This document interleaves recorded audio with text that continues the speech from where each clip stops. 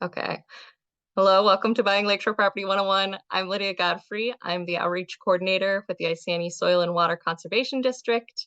I also do watershed-wide outreach for the Rum River Watershed Partnership. This webinar tonight is put on by both the Rum River Watershed Partnership and the Lower St. Croix Watershed Partnership. And both of these are collaborations with their local government units. So that can include counties, SWCDs, watershed districts, or here in the Rum River Watershed, we also have the Mille Lacs Band of Ojibwe.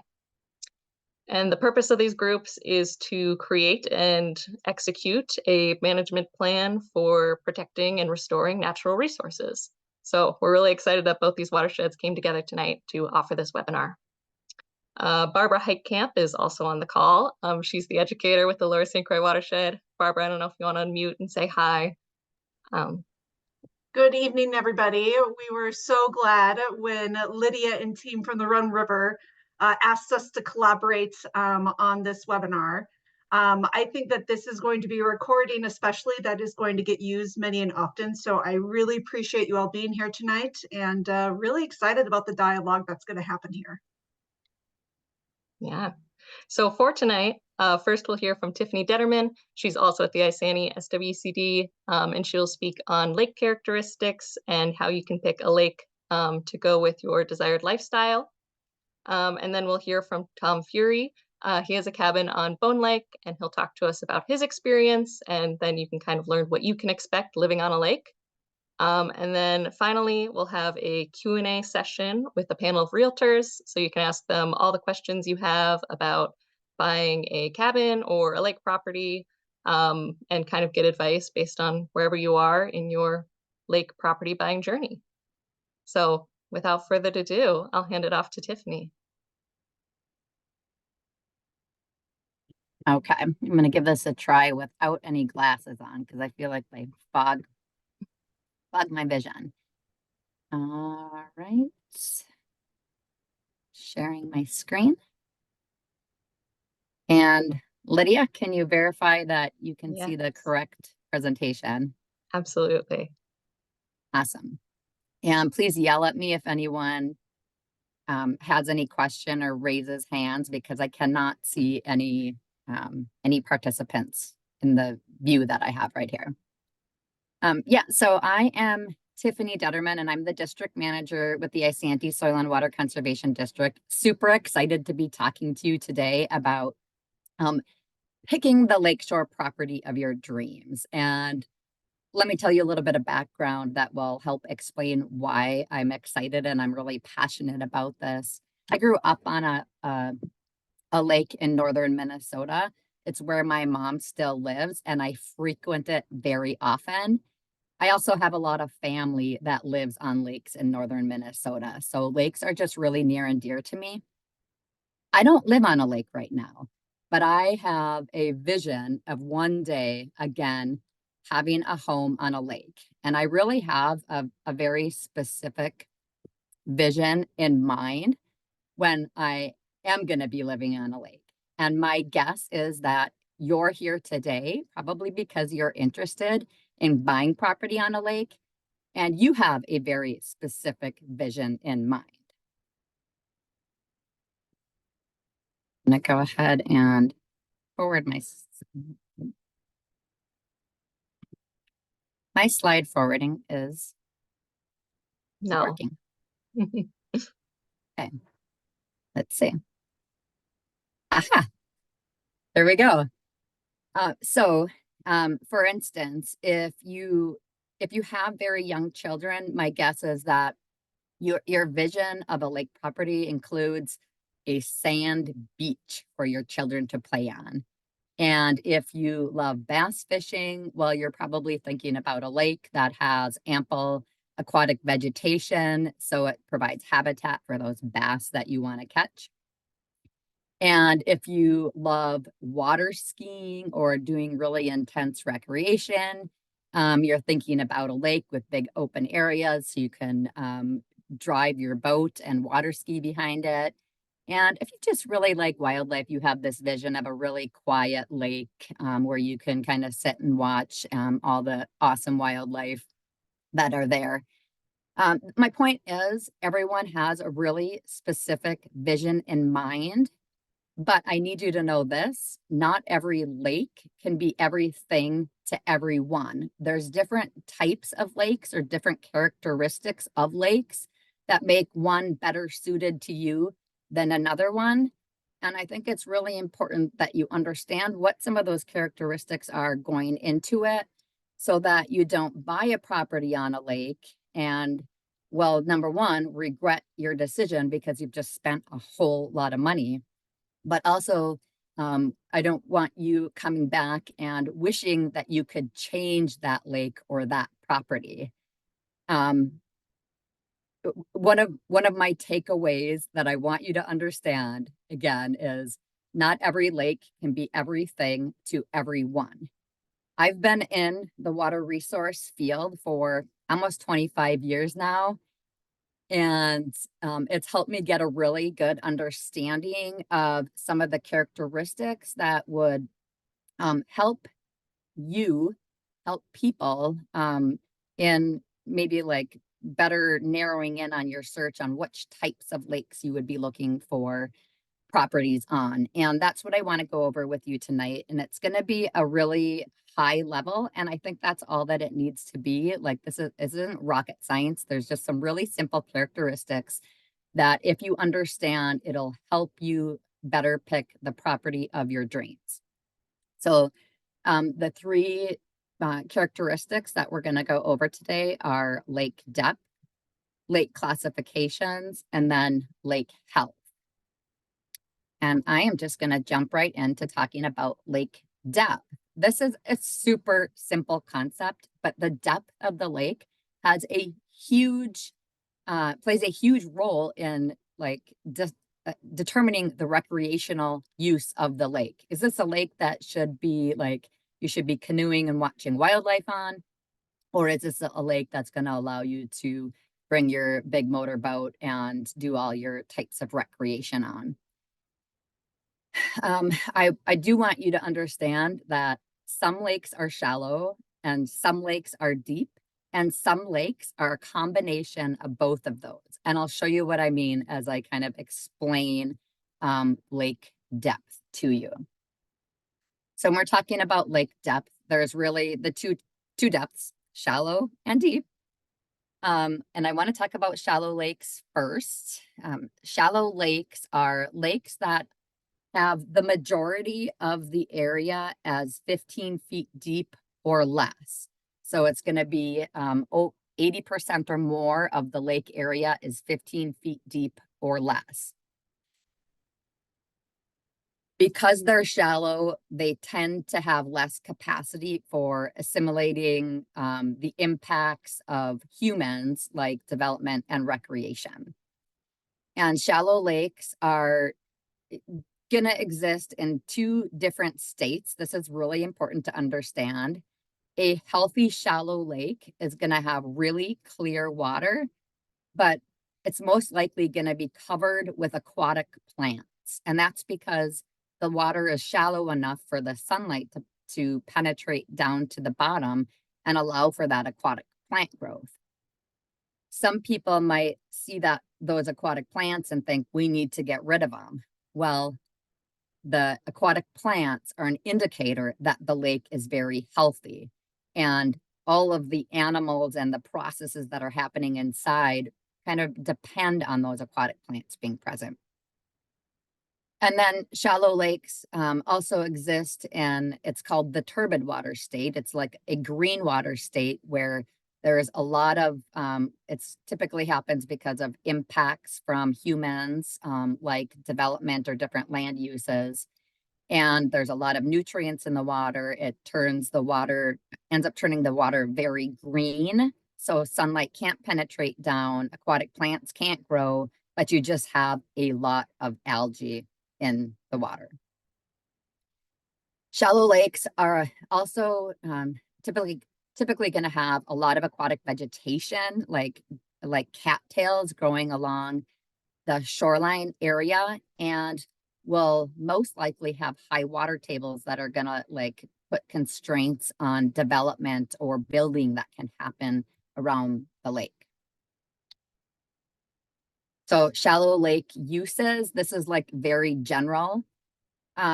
Typically going to be good for things like canoeing and kayaking, wildlife viewing, hunting, fishing, just the kind of like the peace and quiet type of activities. And so if you're looking for a lake that I want to go swimming, I want to bring my big motorboat. If you see that you're looking at some homes on these shallower lakes, like I'd probably gear you towards the next category, which would be that deep water lake. So let's talk about deep lakes. This is the type of lake that I think most people think about when they're going to go buy property on the water body. And just in general, more of the area is going to be over 15 feet deep. Deep lakes they're still going to have the shallow areas around the edges. So they're still going to have aquatic vegetation or vegetation growing along those shallower areas, but it's going to have more of those areas of deep open water. In general, those deep lakes they have more of a wide range of uses, because if you like peace and quiet, you could go on a deep lake too, but they're like more geared towards things like the more intense recreation, water skiing and tubing and swimming and things like that, but they can be really good for fishing as well. So just like the existing level of development that's happening around that deep lake would probably be what would limit you from wanting to purchase a house on a deep lake if you wanted that peace and quiet. So you may be asking yourself, where can I find this information? How do I know if it's a deep lake or a shallow lake? And it's really easy. What I'll do through most of this presentation is I'll always gear you towards looking at the DNR Lake Finder site. You can simply Google DNR Lake Finder, as I feel like this is the simplest way that you can access a whole wealth of information. So if you Google DNR Lake Finder, you can search for a specific lake in a specific county, or just do a general search. And in this case, I picked Green Lake in Isanti County. And when I click on that, I get a pop-up that has lake area, littoral area. So that's the area of lake that's 15 feet deep or less. And those are the two numbers that you really care about when you're trying to figure out whether your lake is a shallow lake or a deep lake. So all you have to do is take your littoral area, so in this case, 357 acres, and divide it by your total acres and times 100, and you get the percent of lake that is littoral. So in this case, it's 42%. And if you remember in a previous slide, I said a lake is shallow if 80% or more is littoral. So in this case, we have a deep lake, but I would just say that the higher this percentage that you have is, the more shallow lake type characteristics will be on that lake. And just as a reminder, I had mentioned that some lakes are deep, some are shallow, and some are a combination of both. And this has happened a lot of times. On this lake that I'm showing right here, this is a Blue Lake in western Isanti County. Blue Lake has two bays. So it has this big southern bay and it has the northern bay. The northern bay it's a shallow lake. It's 15 feet deep or less. But this lower portion has deep water. And so oftentimes someone will say, like, I'm buying a house on Blue Lake. It's going to be this great lake to, do all this recreation on, but they happen to buy a home on that North Bay. And here they find out that it's very difficult to drive their boat, or they can't access the water for swimming, things like that. So just kind of keep that in mind, is to do a little bit more investigation specifically on what those lake depths are. Okay, so the next characteristic I want to talk about is DNR lake classifications. So the DNR classifies all lakes that are 25 acres or greater and 10 acres or greater in city areas into 3 categories based on their sensitivity to development and recreation. Those classifications are then used by local units of government, such as counties or watershed districts, to create and enforce ordinances, such as, what is the lot area width requirements, what are the setbacks from the water for septic systems, and what is the area of vegetation in that shoreline zone that can be impacted. So it's important to understand what the lake classification is on the lake. One, because it impacts what you'll be able to do once you buy that property. So if you have visions of like building a big home or doing a huge remodel, you might want to understand what that classification is, and like, is what you're thinking about doing going to be allowed from within that classification. But the classifications also can help you understand a little bit more about the lake, like what the depth might be. And there was something else. We'll just move on. The 3 classifications, and I'll just very high level go over those, would be natural environment, recreational development, and general development. And I'm going to start by going over the natural environment lakes. These are your typical shallow lakes. They are the most sensitive of the classifications. Remember, I said the DNR classifies the lakes based on how sensitive they are to development. These are, like I mentioned before, with shallow lakes, they oftentimes have constraints for development because they have really high water tables around them, and most likely have muckier soils in them, and quite a bit of aquatic vegetation growing in them. These are the lakes that right now don't have a lot of development, but they're the ones that are being developed now because the other lake classifications have already been so intensely developed. So I've seen in this area a lot of development and homes being built on some of these natural environment lakes. And it's just kind of, that next level. It's just really important, though. I'm a little bit worried that people will be buying properties on these lakes and not fully understanding what the uses can be on some of these shallow lakes. These natural environment lakes have the strictest rules. Okay, this is Birch Lake in Isanti County. It's 63 acres and the entire area is littoral. So it's a shallow lake, which is what most natural environment lakes are. The next classification is recreational development. These are, I would say, like, I think of Goldilocks and the 3 bears. When I think about recreational development, there's the, natural environment lakes that have the strictest rules. The next level up is the general development. Recreational development is like the middle of the road.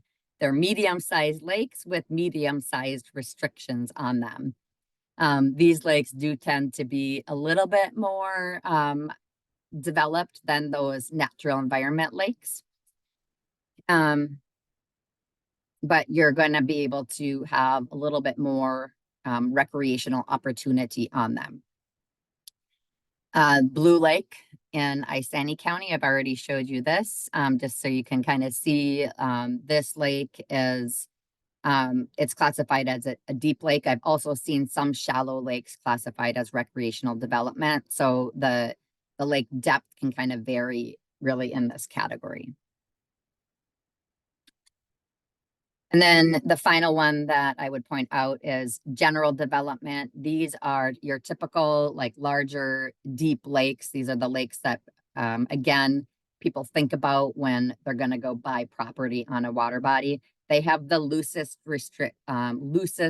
typically have the loosest restrictions, and they're going to have more of that recreation opportunity on them. So Lake George in Anoka County, a rather large and deep lake. So you may be wondering, where can I find lake classifications? There's a really cool tool that was recently published, and it's a mapping tool. So I think maybe Lydia will provide the links after this webinar. So if I were to click on this link here, it would take me to this mapping tool. You can search for different lakes, or you can just kind of search in a different area, and you could get an idea of, what type of lake am I looking at, or where should I be looking so that I'm meeting my needs. And I would also say if you can't find what you need in this lake classification tool, you can always go to your local planning and zoning office or watershed district office to ask for that information as well. And then the final characteristic I want to talk about is lake health. It's often termed water quality. And really this is talking about how much algae or aquatic plants are growing in the lake, or how much nutrients are in the lake, because nutrients like phosphorus are what limits how much either algae or aquatic plants can grow in a typical lake. And I'm going to throw in a caveat here. Lake health can be really personal.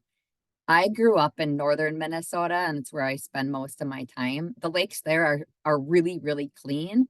So even most lakes in the Isani County area, I have a little bit of a hard time feeling like I can just go jump into. I'm a lake snob when it comes to to lake health.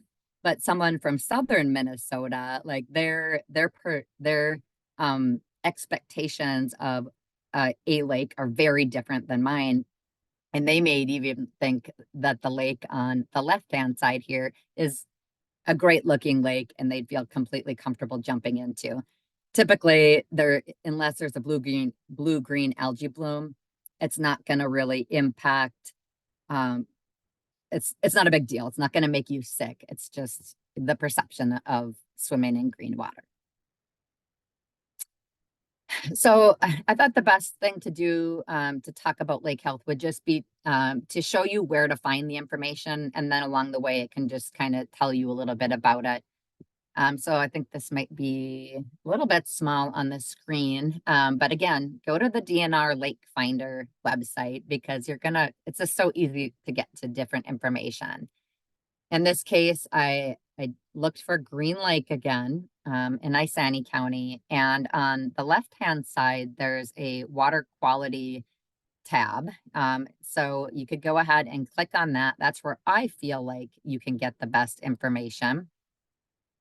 And you will get a pop-up that has a number of different tabs. If you look across the top here, I've got blue arrows pointing to the tabs that I think provide the best information. The assessments tab, the water quality summary, and the transparency trend have what I think is the easiest to understand information. So right now we're on the water quality summary tab for Green Lake.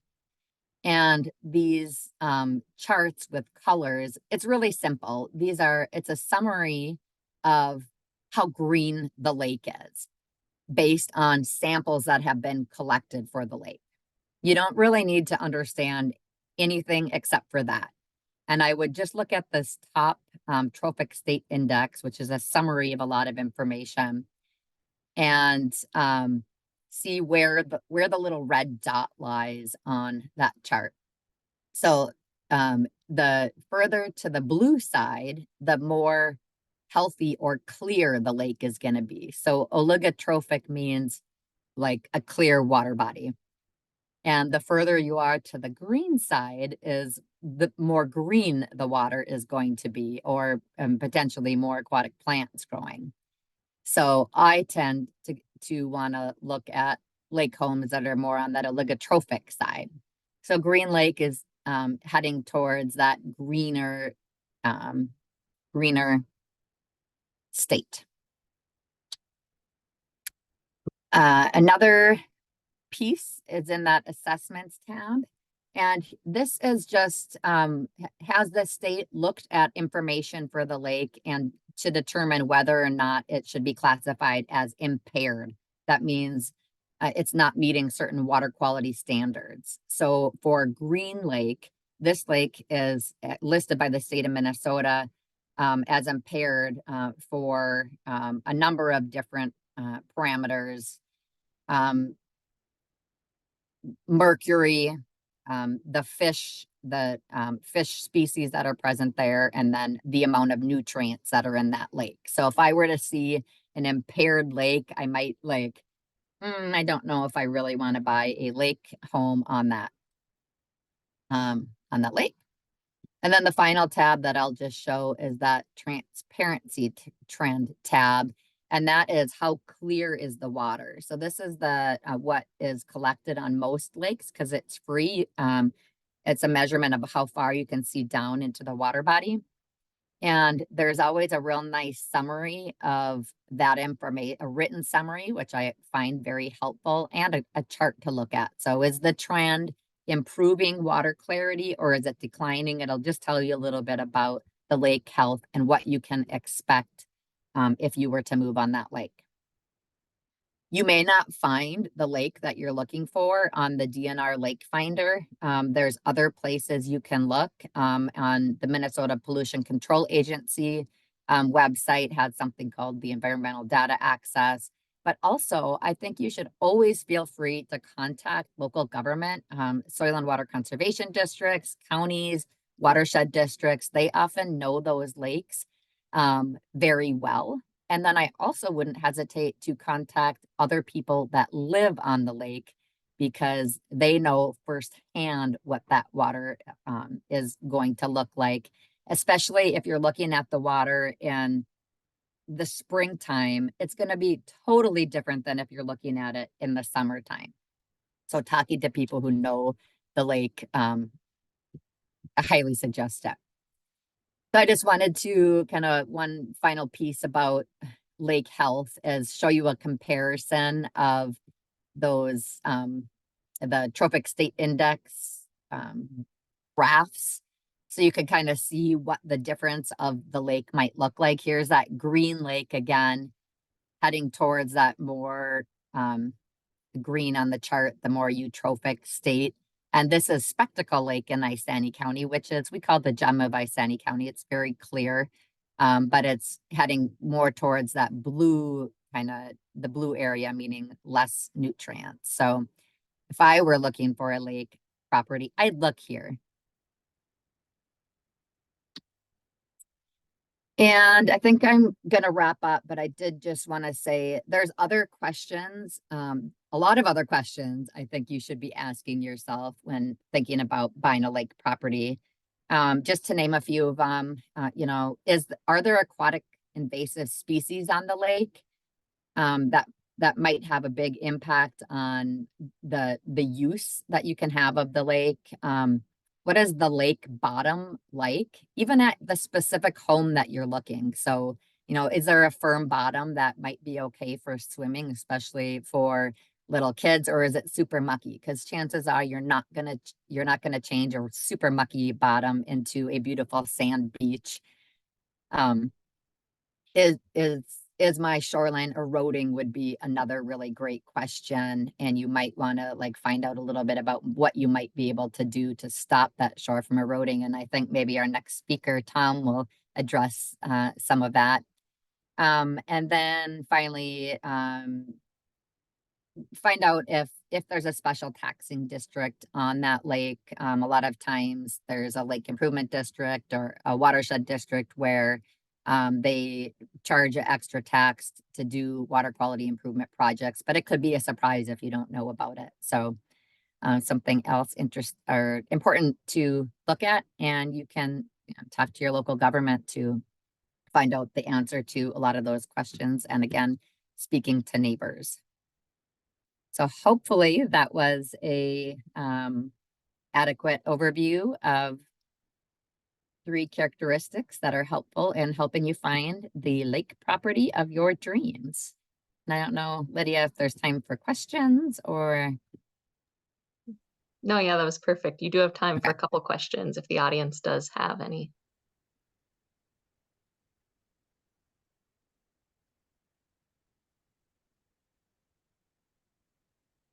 All right. Hearing none, if you have anything, you can put in the chat too. We can revisit it possibly later. Otherwise, we'll move on. Thank you, Tiffany. And now we'll hear from Tom, who's going to speak to us about his experience living on a lake and what you can expect. Thanks, everybody. My name's Tom Furey. I live, and we've lived in Minneapolis for a little over 30 years.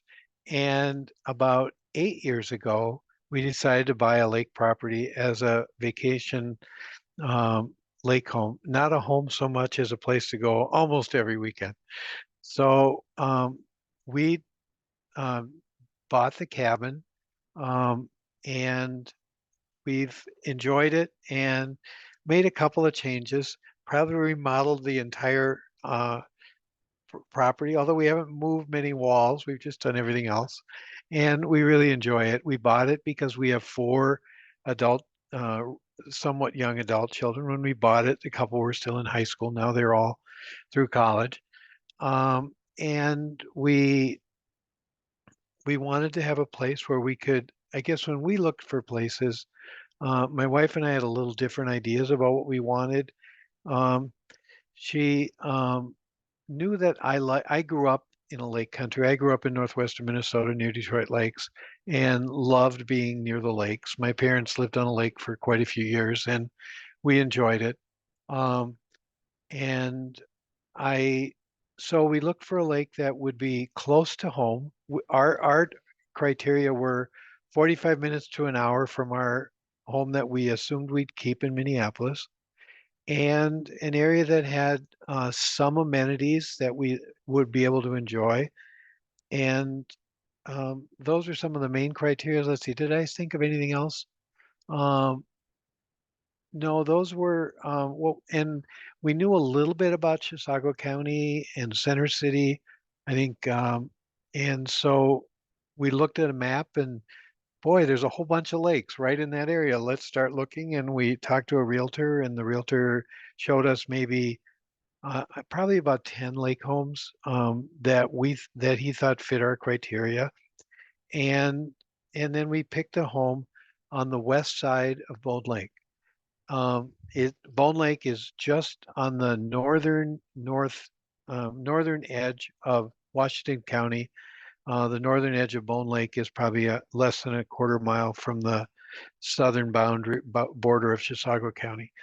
A couple of things that I thought we wanted to learn about ahead of time. So we wanted to look at what amenities were. Were there state parks in the area? Were there communities that had activities that we wanted to be a part of? Some things that we've really enjoyed since being here is the city of Scandia itself, and it's Scandinavian focused. I have a little bit of Scandinavian in me, and we've tried to really amplify that by being in Scandia, I guess. What else? The things we've loved are the state parks, both St. Croix State Park and William O'Brien, or it's William O'Brien, yeah. And then also the sculpture garden has been a wonderful place to go to, and some of the other things on this, the St. Croix is so close. Probably if we could drive straight across, it'd only be about 4 miles from our house, but you have to kind of, meander through the roads. So those are some of the things that we looked at, and we were looking for a property that maybe, I think we thought about 80 to 100 feet of Lakeshore would be a good place to look. And I think the places we looked at were in that size range. We wanted a place where we could use I have a rather antique speedboat, but it still runs. So I wanted a place where the kids and maybe I could even do water skiing or tubing. And so we were looking for lakes that fit that. Um, we like fishing a lot. So we looked at we l- although these are things that we wanted in the lakes. I'm not sure we were looking that closely when we were cabin shopping, but we got most of what we wanted. So or nearly all. Um, what I'd say is, really learn about the lake. And the Lake Finder is one of the ways that I know I learned a lot about Bone Lake, using that feature even, around the time we moved in, even since we've used it quite a bit. Um, the Lake Finder, although we didn't mention it, the Lake Finder also has a crude topographical map to let okay, where are the deep spots? How deep is it? It does have that, um, you can calculate whether it's a shallow or a deep lake. And I think I was just checking the numbers because I hadn't recently, and it looks like Bone Lake is about right at 50% littoral and 50% deep. So it would be considered a deep lake. I think the deepest point is about 32 feet. Um, and so it's in the past, it's been a place that's pretty popular for water skiers because it's long and narrow and has a fairly deep center area. So uh, a lot of skiers, whether they're show skiers or barefoot skiers or slalom skiers, like to use it. Um, a couple of the other ways that I found out about the lake, um, I think I looked around and found information about the Bone Lake Association and asked them to send me newsletters. And I think they might have sent them both by mail and by email. And that was a really big factor in helping us understand what kind of things are going on around the lake, what kind of people are around the lake. Um, those were um, those are things that helped me out a lot. Um, Shortly after we moved there, I was reading in one of the Lake Association magazines about uh, the possibility of uh, restoring the shoreline and the upland area to make it more native. I've always enjoyed native plants and enjoyed seeing places that have that. And I saw that, and I think within a year or so, or a year and a half of being there, we applied for a matching grant to do some restoration of our property. And that was a pretty joint, or a lot of agencies came in to help. The Comfort Lake Forest Lake Watershed District was the agency that provided the funds. The Washington County Soil Conservation District came out and did some proposals for how we might re-landscape the shoreline and the upland. They estimated with that drawing about how much phosphorus would be removed from the lake each year with that restoration. And then I hired a contractor to do most of the work. So it was a little bit of each, and it's turned out great. We have about 70% of all of our property is native now. I think I've put in about 35 trees and shrubs since we've been there. My property's big, it's about a half an acre. I think there's about 120 to 150 feet of shoreline. Uh, and so the shoreline is probably 70% native, and the upland is maybe 50% native. Half the house, one side, my wife still wanted a little bit of lawn that we could mow and hang out on, so we have some lawn still, and that's great. Um, Let me see what other notes I put on here. Um, One of the things I think that's not a bad idea to think about when you're choosing a home is once you pick an area and you think it's a really great house, what side of the lake is it on? For example, we picked a home on the west side of the lake, and it's a gorgeous place on the lake. Uh, the west side has typically has great sunrises. Okay, and I'm a morning person, so that's great. Um, the opposite, the east side typically has great sunsets. Um, the north side, one of the things that I grew up on a home on the north side of the lake, and the wonderful thing about the north side is you get south sun almost the entire day. So in the winter, your house is warmer than any other house on the lake, and the north winds miss you. So that's a good reason for a north side house. And you know, the south side has both sunrises and sunsets, but it can typically get a lot more of the strong northerly winds, and so it might be a little colder in the winter. Um, there's if if an area is really, really sandy and most of the other lake isn't, it might be because that area gets more winds because the winds sort of brush away everything but the sand. So be aware of that when you're looking. Um, some of the other things that when you're looking for a house, don't forget to look at the utilities that are available to you. Is there high-speed internet? Um, is there gas or sewer?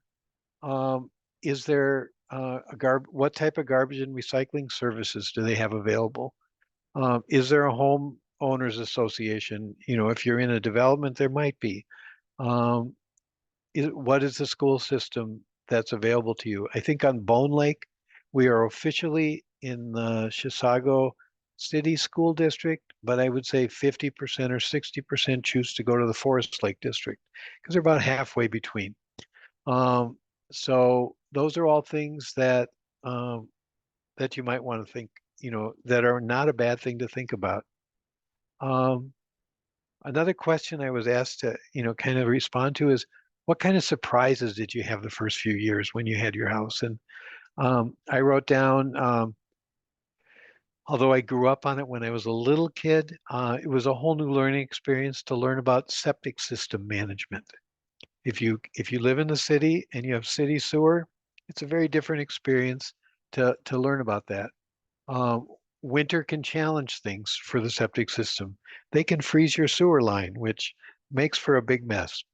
Uh, and, and you learn. And it's important to know the proper schedule that would be needed to keep that running well. For example, a septic system should probably be cleaned and maintained every year or every other year at least. What else? And then if you do start remodeling, it'll give you a chance to experience what the building codes are and what the restrictions are when you build. And that can be a challenge. What we did was we remodeled our house and kept with exactly the same footprint and exactly the same height, but we wanted to enlarge our deck. Well, our shoreline is only 30 or 40 feet from the edge of the house. And the Scandia city ordinance say you can't build within 50 feet of the shoreline. Well, my whole house is already there. And it took a while I went through the variance process and um, eventually the city said, yes, we agree. I think a deck is okay to put there, but it, um, it was a lot of work and it turned out good in the end. But those are things that you need to be aware of. And I really want my property to to blend in with the shoreline as much as possible. And I appreciate the ordinances sometimes that the city has because their goal is to keep the lake beautiful and clean. So so that's so I it's frustrating, but I appreciate theirs. You know, um, the other thing that you might want to be aware of is water levels do change throughout the year. When we have heavy rains and when we have droughts, Bone Lake is a fairly stable lake, but I think it's changed by as much as from the lowest to the highest is between 2 and 3 feet. And that's a lot of difference. When you put your dock out and it's 3 feet lower at the end of the summer, you have to kind of get a step ladder to get into your boats, or else you have to lower your dock.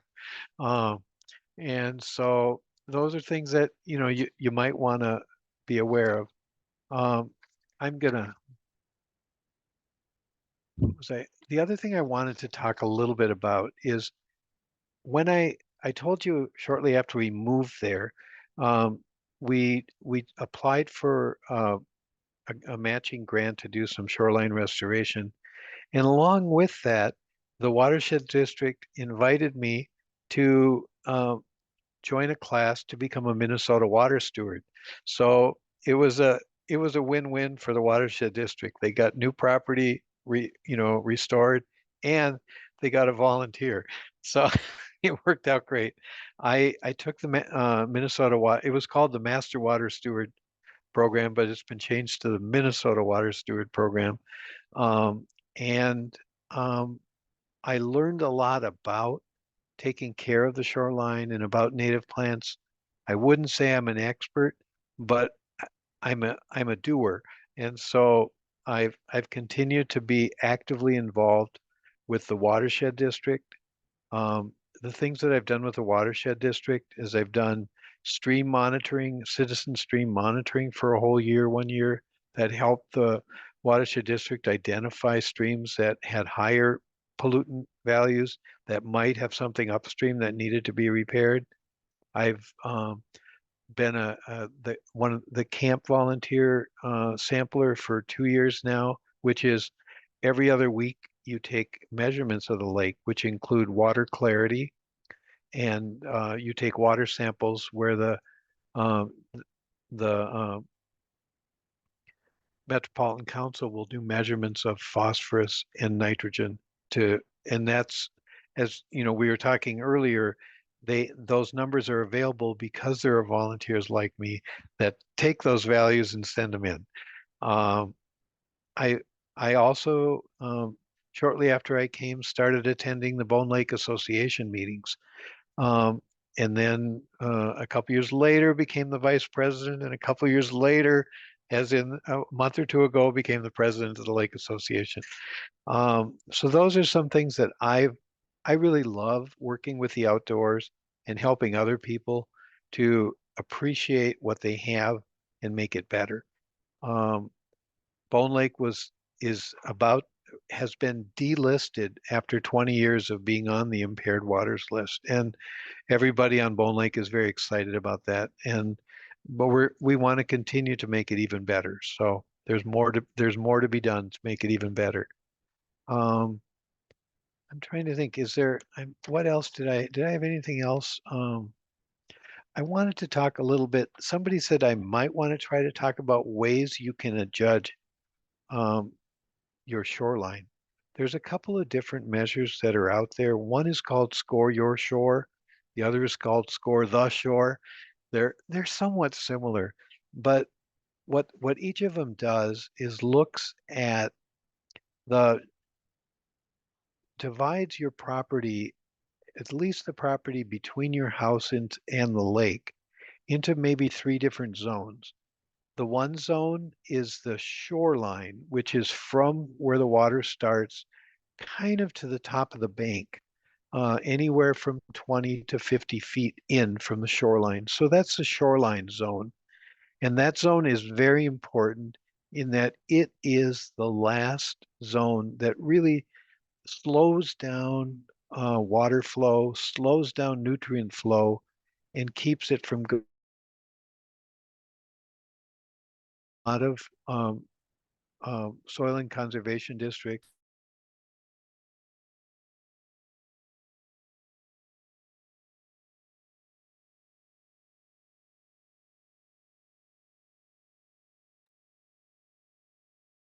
Tom, you might be breaking up. Oh, did he just disappear? All right. Well, if he pops back on, maybe. Oh, there he is again. Hi, Tom. Did you disconnect briefly? You're muted. Okay, sorry about that. I'm not sure what I pushed or if I just disappeared momentarily. I'm back. Um, so um, as I was mentioning, there's a shoreline area, and that's really what I know Comfort Lake, Forest Lake Watershed District, their goal is that every one of the lake, 70% of the property owners have 70% of their shoreline in native grasses or trees. And that's a really aggressive goal. Bone Lake has a chance of getting there. Probably Forest Lake is going to have a little bit more of a struggle because they're much more of a city lake than than Bone Lake is.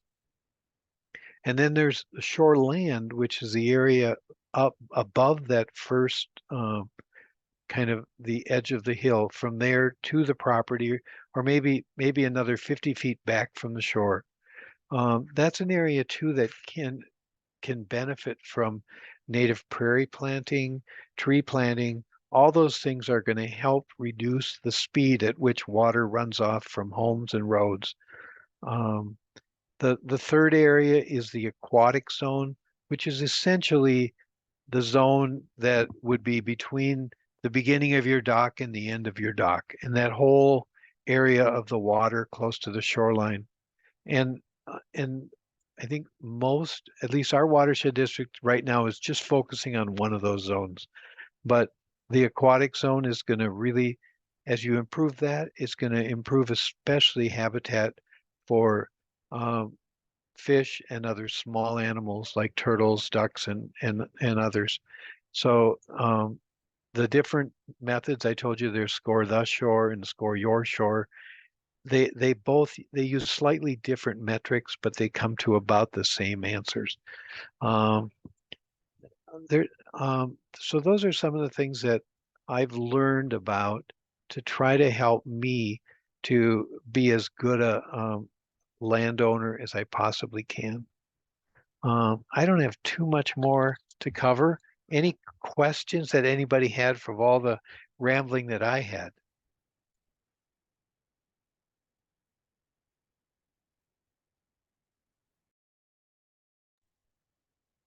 I have a question for you, Tom. So how long has it been that you've been on Bone Lake?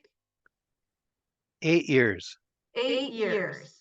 And are you seeing a lot of turnover of properties on the lakes, or are there still a lot of folks there? Like, I guess I'm just kind of wondering as, because you obviously have been very progressive about trying to create that shoreline buffer.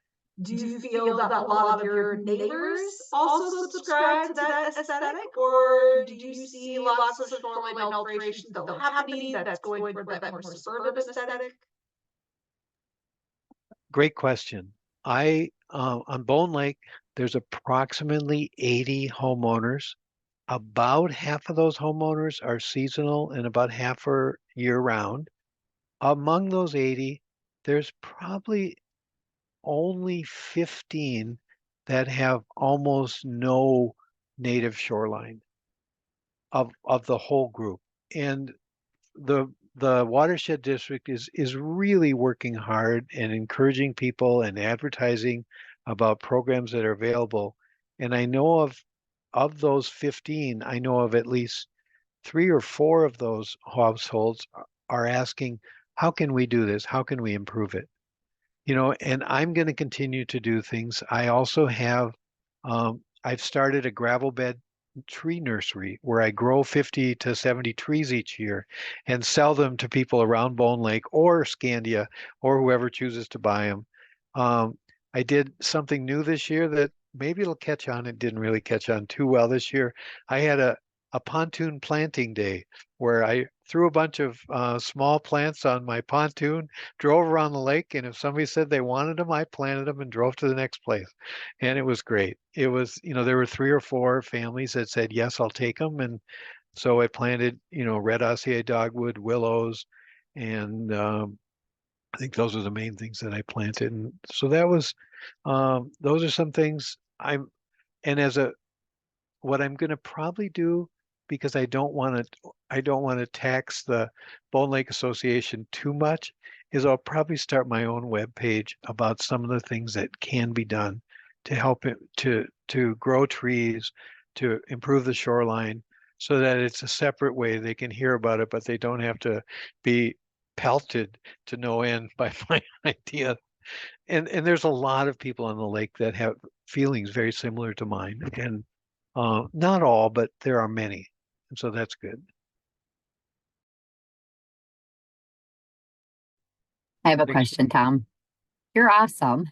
First of all, um, so if you can think back to when you were looking for a lake property, is there anything that you can think of specifically that would have been helpful in that process of selecting, the right lake, the right location, the right place? Um, I knew what I grew up with. I knew, I think I found early on, I think even during the searching process, I think the lake finder is an excellent first step. And some of the points that were made earlier by Lydia about knowing what type of lake it is, I hadn't thought about that, but that makes a lot of sense.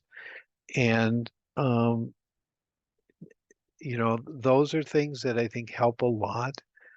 I think looking around the lake, I would I would now look around the lake and say, is it 50% developed down to the shoreline? Is it 20% developed down to the shoreline?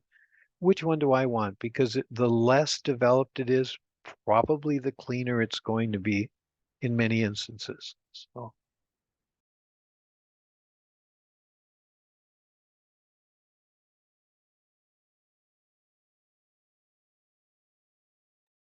Any additional questions for Tom?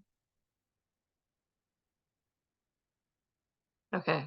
Do you have any final thoughts or points you want to make, Tom? um, no, I think I've really learned to love the lake, and it really is mine in many ways. So, or our lake, and we've improved our cabin, so it not only is a beautiful lake, but it's a beautiful house to come and entertain. We love to have our family, both immediate family and brothers and sisters and others, come visit as often as possible. And I think they've enjoyed it as well. So make it a place you love to be and love to go to. Awesome. Great advice. Okay, we'll now get to our final part of the webinar, which is the Q&A session with the realtors we have on the call. I'll have each of them introduce themselves, and then we'll open it up for questions from the audience. Monica, do you want to introduce yourself first? Sure. I am Monica Kinney, and I am a realtor with Keller Williams Premier Realty. My husband is also a realtor, so we're a team. And I also work part-time for the Chisago Lakes Lake Improvement District. I've been on their board in the past, but now I'm currently a staff member. And I grew up on a little environmental lake in Maplewood. I lived there for about 14 years. And then I live on the south end of Green Lake in Chisago County, and we've been here for about 20 years. So definitely have Lakeshore experience from both sides of it. Hopefully I can answer some questions for you guys. And boy, those were really, really great, Tom and Tiffany, really great information. So I appreciate you bringing that. Awesome. Michael, do you want to introduce yourself?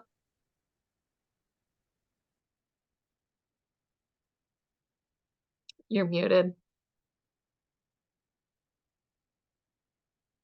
Still muted. Good. Yeah. Sorry about that. My name is Michael Smith. I've been a real estate agent for 41 years. Lived on the lake myself for 31 years. It was kind of like Tiffany. I grew up with grandparents that were fortunate enough to have a cabin for me.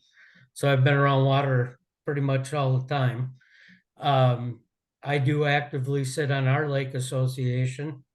Have worked with Anoka County, Sunrise Watershed District, Isanti County on some projects. We've put carp barriers on to get rid of carp. We've worked with Carp Solutions to harvest carp. We were on the F list as far as lakes went when I moved here 31 years ago. And we are now up to a B- to a B and off of the list.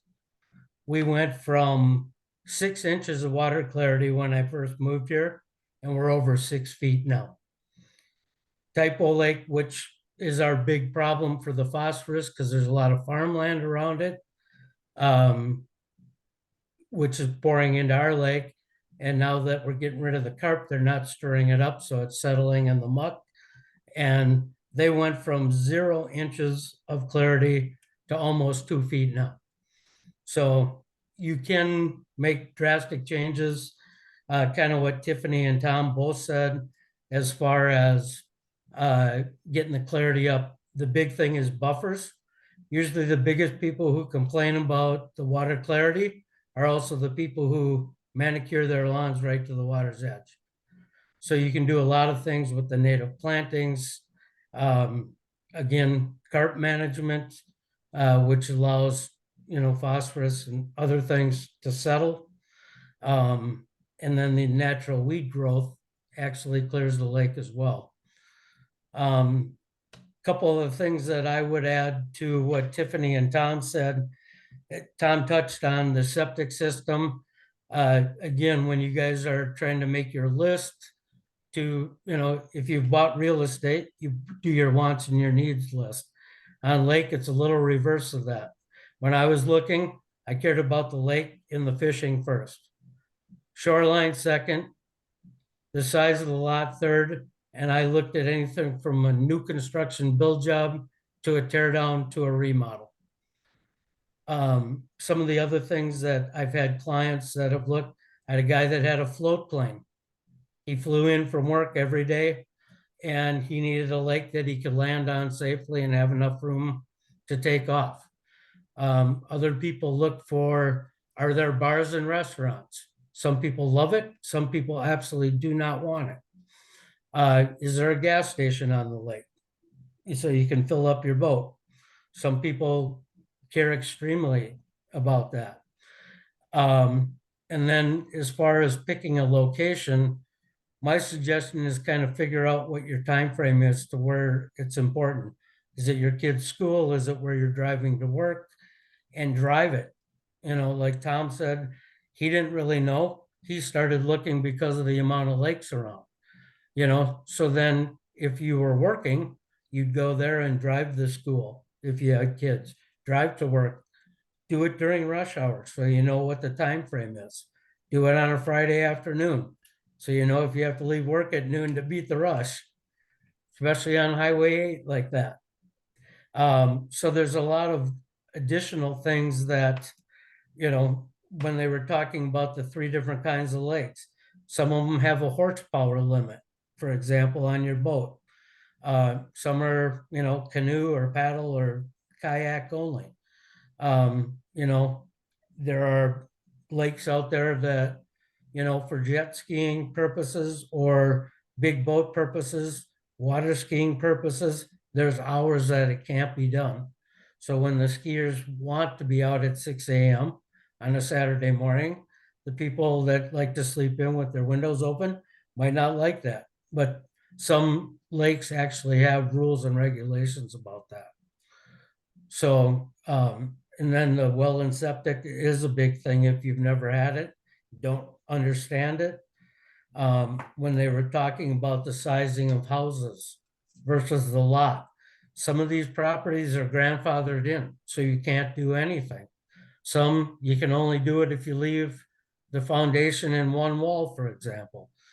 So there can be limitations where you don't think there are, or if like Tom did, and you start adding bedrooms or bathrooms, and now your septic system isn't appropriately sized for your building anymore, and you don't have room for a secondary site, you can be causing a problem and get denied from the county or the township or whoever you need to get your approvals from.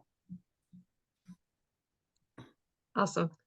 And then our third realtor we have on the panel is Dave. Dave, if you want to introduce yourself. Yeah, hi everyone. My name is Dave Lilja. I'm the owner and broker of Think Minnesota Realty. We do a lot with water. Sounds like I'm the only one here that's more of an ocean baby. Grew up on the West Coast, lived on the East Coast, but Minnesota's been home for quite a while. I think after tonight, I have a new goal. I would kind of want to be Tom's neighbor, find out where he lives and buy the property next to him. Sounds like an amazing property. Awesome. So we'll open it up for questions. You're welcome to unmute and ask a question. Otherwise, you can drop them in the chat and I'll be monitoring that and can read it out.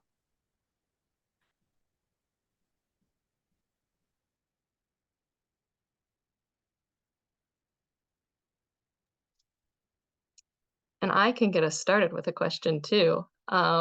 Something that I'm wondering, and I bet other people are wondering on the call, is what does the market look like for cabins right now?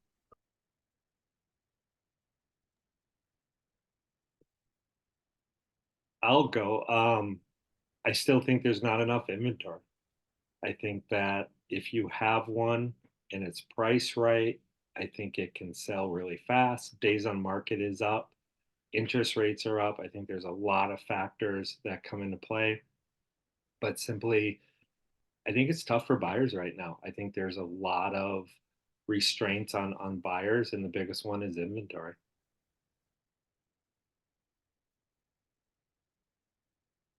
Right. And I can chime in too.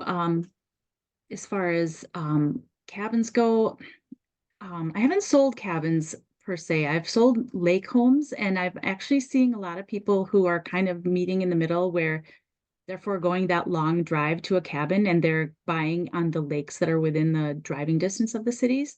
And in that way they're kind of doing the you're not maintaining two properties. You're going to kind of meet in the middle, figure out where, close enough to work, close enough to family, and where you want to be centered. And they're looking at buying either their retirement home early or, just foregoing a cabin. So that's just kind of an angle that I've been seeing lately.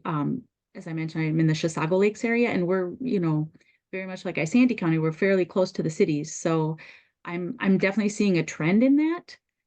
People just, and I think they might be different buyers. I think you have your cabin buyers, and I think you have maybe we'll just do a lake home buyer. So, but and in that, in that regard, interest rates, as you mentioned, are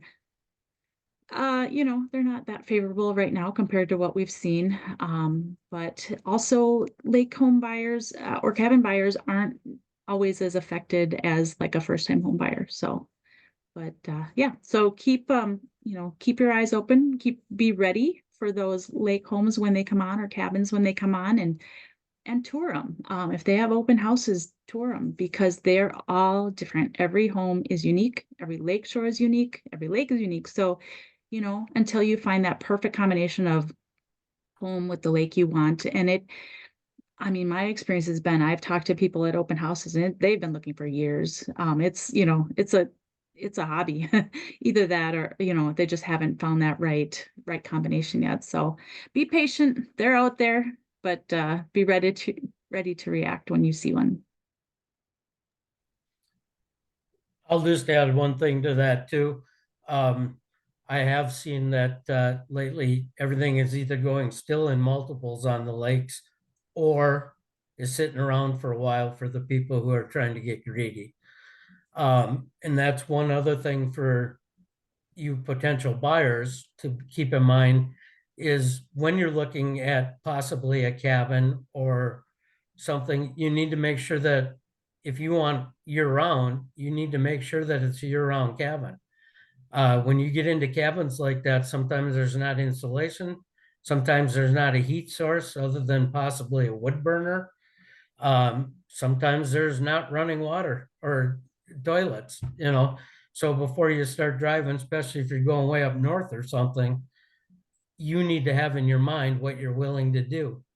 One other little pitfall that I had a client who they were sold on, they were buying a cabin on an island till I started pointing out some of the restrictions to that. Like if you don't have an airboat, you're going in the summertime only until the ice freezes good enough. Is it able to have a well on it other than out of the lake? Is there an ability to have a holding tank or a septic system at all? So some of those are things that someone coming from the city who's never looked at a cabin, never thought about it, is going to just get surprised with it and not have thought about that.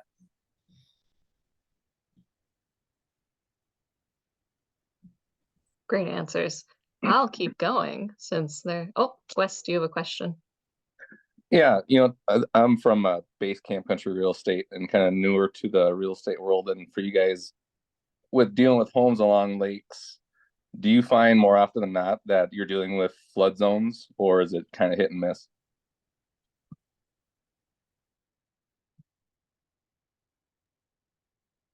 I can chime in a little bit. I'm not seeing a lot of flood zone issues or that's something that will be on the title. They will the seller will know, your title insurance company will know. And so and one of the things that you can do, like when you're looking at properties, is there's walk the shoreline. It's a fairly um well, there's ordinary high water line that you can kind of see where the vegetation changes from the higher upland area to mostly vegetation, like aquatic vegetation. And that's going to show you where generally, if you're going to have high water, where it's generally going to stop. So, you can kind of look at, like, boathouses are always kind of a threat. A lot of times they're very close to the water. So, just kind of get a sense for where those boathouses are located. Generally, the houses, though, are they've been, if they've, especially if they've been there a long time, they will have dealt with any issues that have, they've been there long enough that they will have hopefully, assessed that. So. I actually have a bit of a hanger question on to what kind of Wes is speaking to. So, Monica, you issued that phrase, ordinary high water level. And this is a level that is established for a lake. You can somewhat identify it, quote, in the field on the shoreline. But it's this line that helps landowners understand the jurisdiction of, who has jurisdiction above this line, who has jurisdiction below this line. Do realtors talk to clients about that ordinary high water level? Because in many ways, I feel like it can really help a landowner understand, what potentially is possible with a piece of property. But it's one of these kind of abstract concepts, but tough to talk about. So my curiosity is just how do you deal with that? And is it talked about when you go out and you show a client a piece of property? I guess I'll go. I use a mapping program with my clients, and it doesn't necessarily have the high water line, but it has a wet area, which traditionally is above or further in than where the current water is. So we do look at that on my mapping program. I can take measurements. I can see how far approximately, which would be deemed a wet area. So if somebody wanted to build, if somebody wanted to add something, those are probably areas that you can't do. So I try to do those preliminary, conversations about it. And then really it comes down to having good conversations with the seller agent.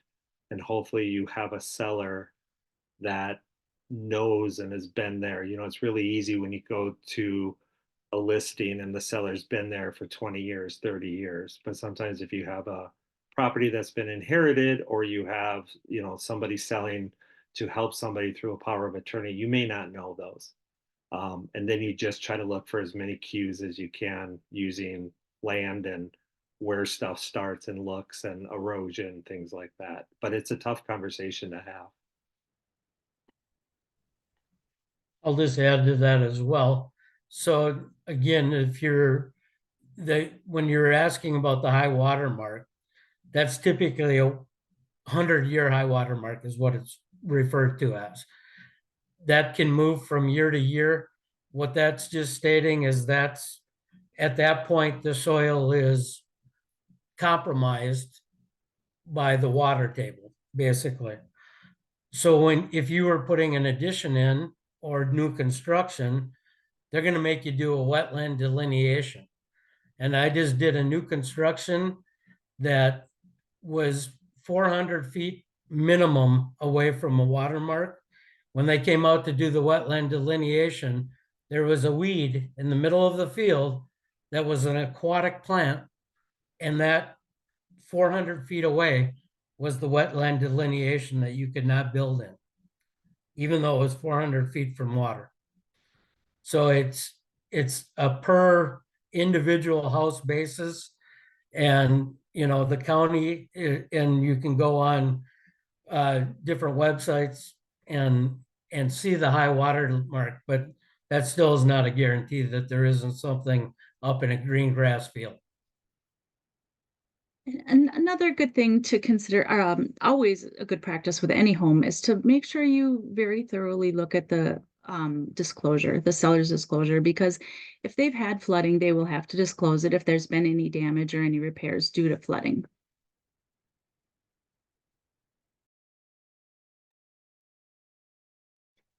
Hey, so I've got a question if I could. So my wife and I are kind of looking in the Chisago area for a couple of different lakes. Couple of questions. So I think it was Tom that mentioned, is there a general rule? So if you had say a house or a cabin that was fairly near the water, is 50 feet kind of a common where you can't really build like a deck or can't build something before you get like a variance for that? Or is there a place you can go to find that information? So Keith, are you North St. Paul, Keith? Go I am. Pullers. Yeah. Hi, long time Hello. no see. I can give you my 2 cents on that. So check with the municipality that the property is in, because there can be some variation between, you know, if you're in a township or if you're in a city. So check with them. So it probably won't be an across the board 50 feet. And it really is going to be lot dependent because, you know, 50 feet, some of the lakeshore lots are very, very steep. Some of them are very level and gradual and flat. So really it's going to be property dependent. So if you have a property that you're interested, go into that county zoning office or the city, you know, and talk to them and just say, this is the house I'm looking at. This is what I want to do. You know, it's time consuming, but you're definitely going to get, you're likely to get good, solid answers from them because they are the permitting agency. So. Okay. And maybe some comments for you guys. So I know I think Tom was talking about natural kind of a lakeshore, but I know a lot of times there's sand there. How much maintenance and work is it? I've heard conflicting stories. I mean, I know people that have you know, little spinners on their dock to try to keep the weeds away, that type of thing. And you know, in general, what's your guys' experience with that? I know you've lived on a lake. I can, excuse me, the tofu's cooking in the background. But you should also look at what is allowed. If you're doing a lot of clearing of the beach, you might be, if you think you want to do a lot, it might not even be allowed by code. So be careful of that. I have a somewhat soft but somewhat sandy thing, and I do try to roll about a 10-foot wide section out along the edge of the dock so people can walk out and it's relatively muck free. That I do maybe 4 or 5 times a summer with a weed roller. And that's more than sufficient for me. You're not going to be able to get rid of all of the softness, and I don't know that it's necessary to.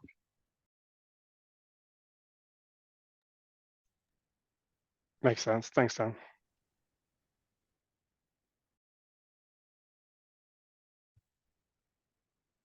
I want to add, my name is Erica. I'm the environmental compliance specialist with Isani County. So I was going to let you know, Keith, just for Isani County, a portion of the shore impact zone is typically half of the distance of the ordinary high water mark setback. So say if your building setback is 100 feet from the ordinary high water mark, typically that shore impact zone is going to be that 50 feet. So say if you're different types of lakes, so if it's like a 75-foot setback from the ordinary high water mark, then you're going to be like at 37.5 feet would be that shore impact zone. And then that would be nothing with pervious surface or any building would be allowed in that shore impact zone. Thanks. Close to the waters. Hi, this is Lee. I had kind of an interesting question that you might have some answers to, but we have a property that we want to, and we've looked at 2 lakes that would be ideal next, that wouldn't be too far away from it. And I wondered if you, but nothing ever comes up for sale on them, or if it does, it's like somebody already knows about it. If you have any ideas as to how you kind of could research, like, or network to find out, like, is there retired people, or is there people that are looking to sell, or, and it's not an area that we're, it's far away, so it's not an area we're really used to. So. Is the question then, Lee, how do we find a buyer, a property on a lake with nothing's for sale? Is that kind of the gist of the question? Yeah. When, and we it's not like we have a short timeline we can wait, but it's just like, yeah. No. So what we do is we write a lot of letters.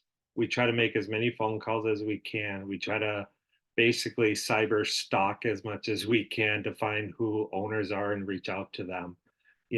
So I'm a broker, so I come at it maybe from a different way, but the standard letter of, hey, I have a buyer who's interested. We don't really do it that way unless the buyer is a legitimate buyer, meaning that you've come under representation with us, because we're really engaging on your behalf. But if you haven't engaged with us from the buyer standpoint, we're kind of, bending the rule there. So we usually bring buyers under contract, and then we just really hound those properties as much as we can. We've done a little bit of everything. We've taken boats to lakes and have gone around. We've door knocked. We've gone through and tried to identify a property that if you were a buyer of ours, that you really wanted. Is it the right side of the lake? Is it the right lake? Is it the price point? Is it, style, whatever? And we probably have 15 to 20% luck. It's a low bar, but that's typically why you hire somebody. So.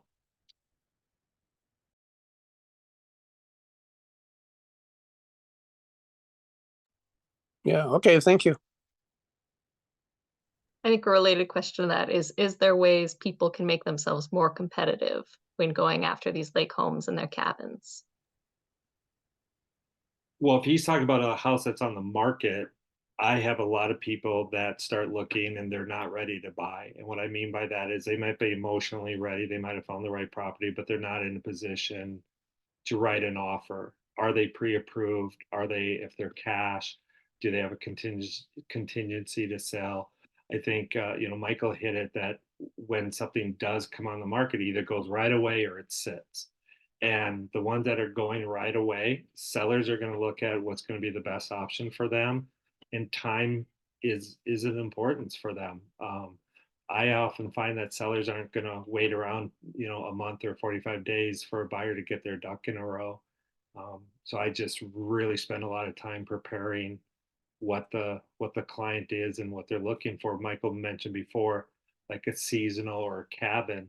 Those don't get through underwriting with traditional loans. So are you using the right bank? Are you using the right lender so that you can get a house that doesn't have a heat source, doesn't have a water source, doesn't have all that? Because that's a different type of loan than just your traditional mortgage. So being prepared for the buyer is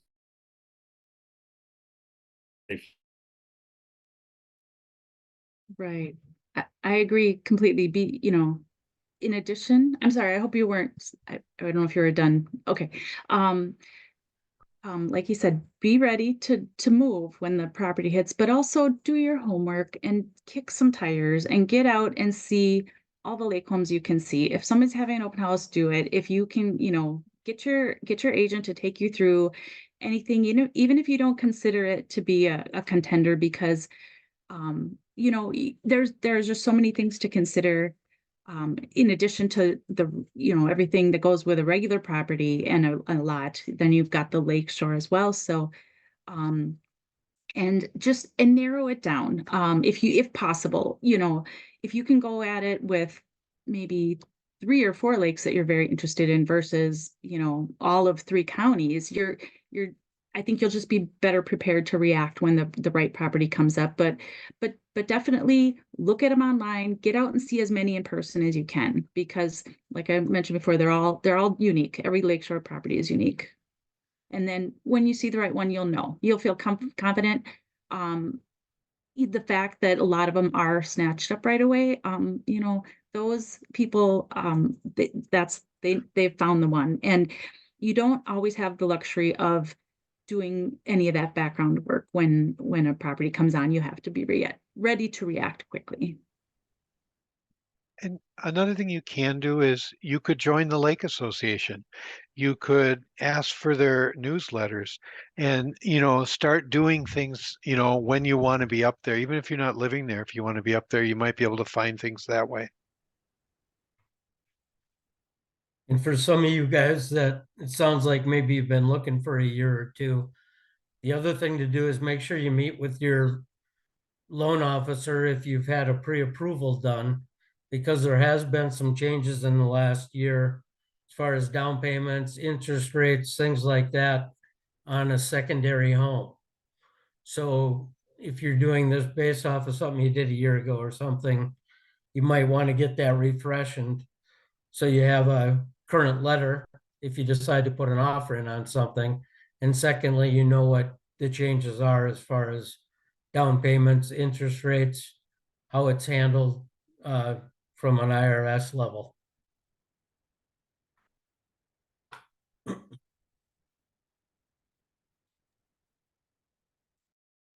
Okay, are there any more questions from the audience?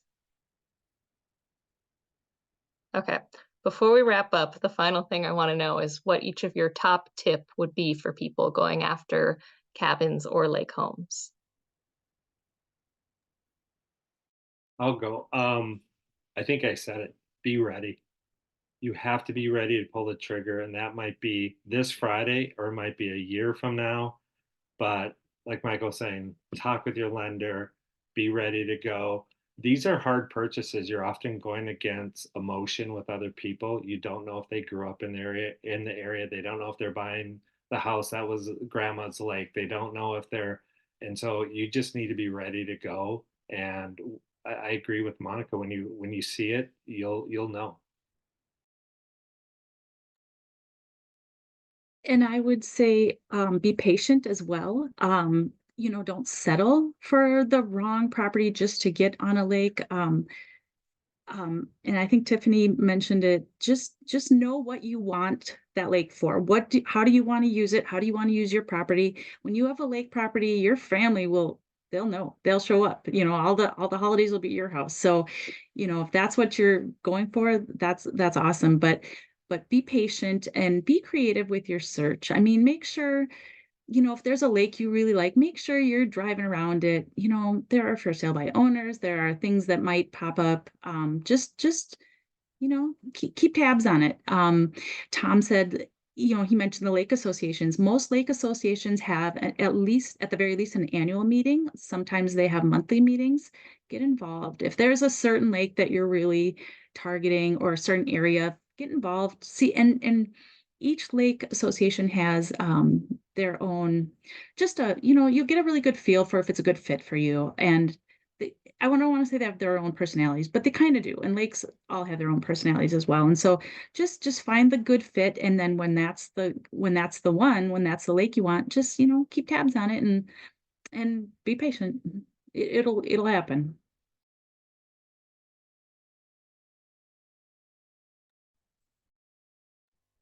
Kind of like when I was looking, like I said, you guys know your means or what you're able to do or not do.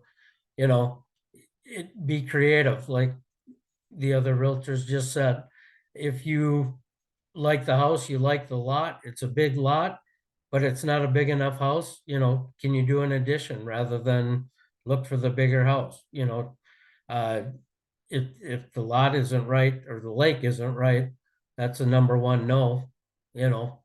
Um, when I was doing it, like we were saying, you got to be prepared to jump on these, especially if it's something you've been looking for 2 years and now this is it. It's not like we can go show you 4 more of the same thing. So I used to have my fishing boat behind me. I had a pair of waders and I would walk the shoreline at every house that I looked at that I had any interest.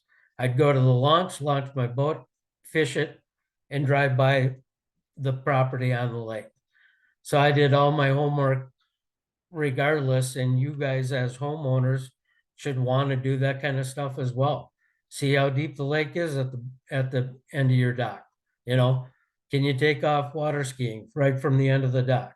Is it too deep and the little kids, you know, don't have a shallow spot to walk on? You guys are the only ones who can tell us what's important to you. Our job as realtors is to just get you the information so you can make an educated decision.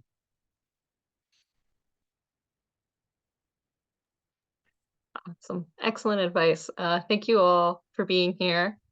I will be sending out the recording as well as some follow-up information later this week. And I'll also include all the contact information of our realtors who are on this panel, as well as our speakers, if there's any other questions you want to ask them. So yes, thank you all for being here. Thank you. Thanks. Thank you. Thank you and good luck.